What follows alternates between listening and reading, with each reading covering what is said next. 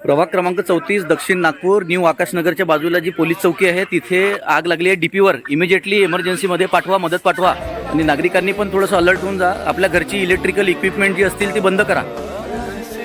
आता आज दिनांक 26 मार्च 2026 रोजी 10:50 हा व्हिडिओ रेकॉर्ड करतो. इकडे नागरिकांनी दक्षता घ्यावी आणि स्थानिक नागरिकांनी इमिजिएट दक्षता घेऊन इथे बघा आग विझवलेली आहे.